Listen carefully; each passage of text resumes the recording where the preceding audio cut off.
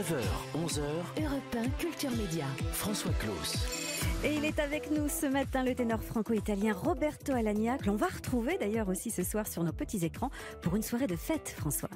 Et c'est un très beau cadeau que France 3 ce soir à partir de 21h05 offre à ses téléspectateurs, et c'est un très beau cadeau qu'il nous fait à nous sur Europe 1. Bonjour, bonsoir, en fonction de l'horaire de New York, Roberto Alagna. Oui, bonjour à tous. Merci d'être là avec nous alors que vous êtes entre deux représentations de la bohème au Metropolitan Opera de New York. Mais on voulait vraiment vous avoir pour cette soirée exceptionnelle ce soir où vous proposez aux téléspectateurs de France 3 un concert unique avec tous ceux que vous aimez, qui chantent comme vous et avec toutes les musiques qui vous tiennent à cœur. Oui, je suis ravi parce que j'ai la chance d'avoir la confiance de France Télévisions et France 3 notamment, qui me fait cet honneur d'avoir un show quasiment tous les ans. Et je dois dire que je suis vraiment content de ce genre de programme parce que c'est un mélange de genres, c'est un mélange d'artistes, c'est beau à voir, c'est bien filmé, il y a de jolies couleurs, tout le monde chante en direct avec un vrai orchestre, avec Yvan Cassar à la direction. Ce sont que des amis, des gens qui acceptent de venir me faire cet honneur d'être avec moi sur scène. Et je crois que c'est un show que le public aime beaucoup parce que justement on voit que ce genre de mélange de classiques, de grandes chansons, d'opéra plaît énormément au public. Donc je suis ravi de proposer ce genre de show au plus grand nombre. Le public qui sera littéralement en communion avec vous, on est un petit peu dans les coulisses, on est sur scène, on voit le partage qu'il y a entre ces différents artistes que vous avez invités dans, et vous le disiez, un registre de musique très large qui vont des grands classiques de l'opéra italien jusqu'à des choses un petit peu plus surprenantes qu'on va voir ce soir. Sans tout révéler, Robert Alagna, quelques moments qui vous ont marqué durant l'enregistrement de cette soirée unique. Oui, ce qui est intéressant surtout, c'est le mélange des genres. C'est sûr qu'il y a toujours une sorte d'actualité. Je viens de sortir un disque Caruso et donc on va faire une large part à ce grand ténor qui était Caruso en chantant quelques airs de mon enregistrement, de mon CD. Mais il y a aussi toutes les chansons que j'ai interprétées ces dernières années avec des grands tubes sud-américains, des tangos, enfin il y a un petit peu de tout et donc c'est un programme qui est très éclectique, c'est de la variété vraiment, mais aussi à de grands niveaux puisque ça va jusqu'à l'opéra et voilà, et tout ça accompagné par un vrai orchestre avec des musiciens sublimes. Je pense que c'est quelque chose qui, justement, pour un soir de fête, plaît énormément au public. L'orchestre dirigé par votre ami Yvan Cassar, c'est l'Odyssée Symphony Orchestra avec des moments, disiez-vous, surprenants, et bien comme celui-ci.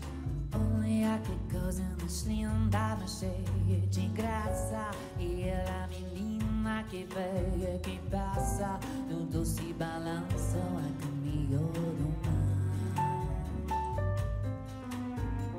Moça do corpo dourado do sol de Ipanema, você balançado mais que em poema, que coisa mais linda que já vi passar.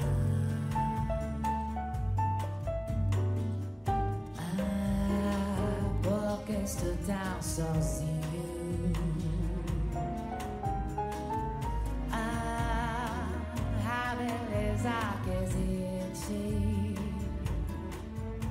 C'est votre marque de fabrique à vous, Roberto Alagna, que de mélanger ces genres. Il y aura du tango, il y aura du Handel, il y aura évidemment un peu d'opéra italien aussi, mais vous tenez oui, bien sûr, à cet éclectisme. Et puis il y a le mélange des artistes aussi, puisqu'il y a des chanteurs d'opéra, donc des chanteurs d'opéra de haut niveau international, hein.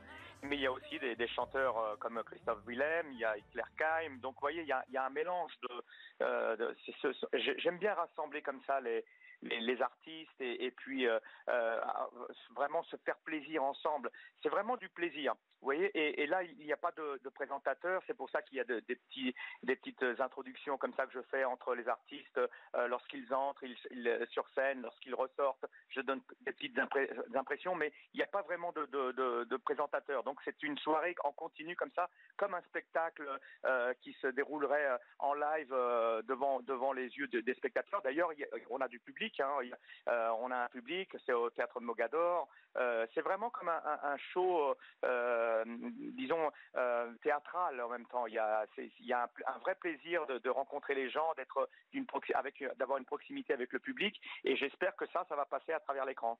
Et ça le passe, puisque j'ai eu la chance de pouvoir le visionner. On a le sentiment, effectivement, d'être dans ce théâtre et de communier avec cette très belle ambiance qu'il y a à la fois sur scène et dans la salle. Alors, on a écouté Girl. Et en coulisses. Et en coulisses, bien sûr, ouais. Filmé aussi, voilà. On a écouté Girl from Ipanema. Vous aviez dit qu'il y avait aussi des incontournables, et notamment cet hommage qui marquait votre dernier disque au grand ténor, votre maître à penser et à chanter, si on peut dire, Monsieur Caruso.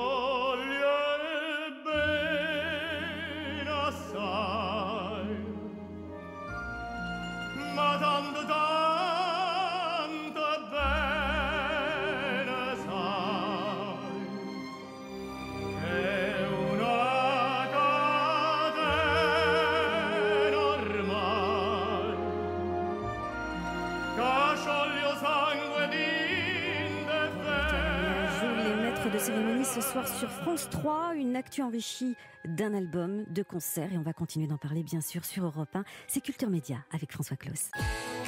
Et oui, nous sommes toujours depuis New York avec Roberto Alagna, à quelques heures d'une représentation de la Bohème au Metropolitan Opera de New York, et qui ce soir va nous enchanter avec ses amis et avec la musique qu'il adore pour un concert unique qui fut enregistré il y a quelques jours au Théâtre Mogador à Paris. Je regardais votre emploi du temps des prochains mois. Vous allez être, Roberto Alagna, à Paris au Théâtre des Champs-Élysées le 6 février, puis à Vienne, puis à Londres, puis à la Scala de Milan au mois de juin, puis au Corrigi d'Orange au mois d'août. Vous avez un emploi du temps, paraît-il, qui est booké jusqu'en 2023, c'est vrai ? Oui, c'est toujours à peu près 5 ans en avance, vous savez. Et puis il y a des choses qui se rajoutent. Par exemple, je vais faire mes débuts aux arènes de Vérone avec mon épouse dans les deux rôles de Cavalleria Rusticane et Pagliacci. Donc voilà, ça c'est un grand événement aussi pour l'Italie. Donc c'est un peu mon retour en Italie cette année avec la Scala et puis Vérone. Et voilà, mais bon, c'est un petit peu quelque chose de courant chez les chanteurs d'opéra d'avoir un calendrier un petit peu en avance. C'est normal parce qu'il faut, vous savez, pour organiser un spectacle d'opéra, c'est assez compliqué, donc il vaut mieux s'y prendre à l'avance. Et puis il y aura ce rendez-vous d'ores et déjà prévu en septembre 2020, le Stade de France, c'est-à-dire pratiquement 60 000 spectateurs que vous espérez réunir dans cette enceinte dévolue au sport, mais où on peut, avec l'opéra, échanger également et participer à une grande fête ensemble. Oui, j'adore cette idée de grandiose, hein, de la démesure comme ça, d'emmener l'opéra, qui est quelque chose qu'on considère souvent comme élitiste, qui est faite pour un public réduit, et là j'ai envie au contraire de montrer que non, l'opéra c'est populaire, ça peut toucher le plus grand nombre, et là d'arriver dans un stade comme ça qui est une sorte d'amphithéâtre romain moderne d'aujourd'hui, hein, c'est là que viennent les athlètes, c'est formidable, et c'est un petit peu comme à cette époque des Romains où on faisait des batailles navales dans ces arènes énormes, etc. Mais on faisait aussi il y avait des combats de gladiateurs, et puis aujourd'hui on chante de l'opéra. Donc c'est un petit peu la même chose, sauf que là je me dis que c'est formidable de le faire en banlieue parisienne, de l'opéra. Vous qui venez de Clichy, Roberto Alagna, qui n'oubliez pas vos origines. Vous voyez, donc je suis un petit peu du coin, quoi. Je suis du quartier, et c'est vraiment touchant pour moi. C'est presque symbolique. Il y a quelque chose d'émouvant de se dire que moi, un garçon de la banlieue qui rêvait d'opéra, aujourd'hui je vais présenter un opéra qui est le plus bel opéra peut-être jamais composé, Carmen de Bizet. Alors ce sera Carmen, hein, on ne l'a pas précisé, oui. Ce sera le Carmen de Bizet. Alors, avec un beau cast, avec des amis, avec Béatrice Oria-Monzon dans le rôle de Carmen, Alexandra Koujak, ma femme, dans le rôle de Michaela. On aura l'orchestre d'Île-de-France, la mise en scène de 300 Charles artistes, Roubaud. Oui, ça 300 artistes, 500 costumes. Quand vous parliez de démesure, on y est, on y est totalement allé. Et puis, Carmen, on ne peut pas accessible à résister. tous. Roberto Alagna, je vous propose, on écoute. Allez, Carmen, on est bien D'accord. obligé d'en écouter un petit extrait. Et je vous redonne promis la parole après. La fleur que tu m'avais jetée dans ma prison m'était restée flétrie et sèche cette fleur gardait toujours sa douce odeur et pendant des heures entières sur mes yeux fermant mes paupières de cette odeur je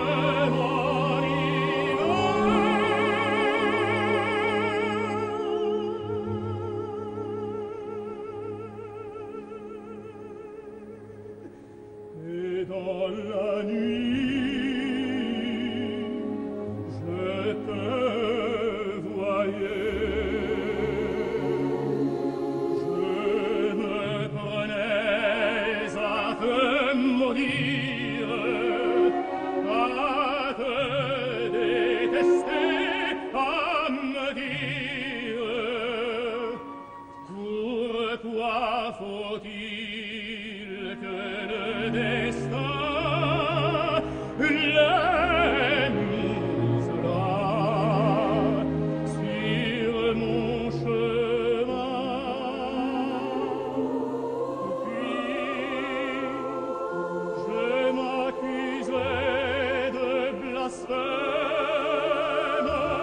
et je ne sentais en moi-même, je ne sentais qu'un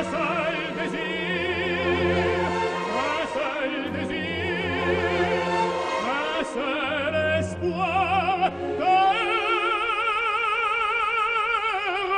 revoir, oh Carmen, oui, de revoir. C'est ce contact avec le public, vous qui renoue finalement avec une tradition de ce qu'était l'opéra de votre pays d'origine, un art extrêmement Oui. populaire, Roberto Alagna. Populaire.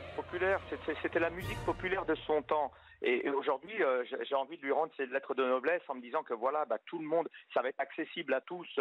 Venez, n'ayez pas peur de franchir le pas. Je me souviens, moi, lorsque j'étais adolescent, j'aurais aimé aller à l'opéra et mes parents me disaient, mais tu sais, c'est pas notre monde. Nous sommes des ouvriers. Voilà, c'est impossible. Et je croyais que c'était vraiment impossible. Aujourd'hui, j'ai envie de dire non, c'est pas impossible.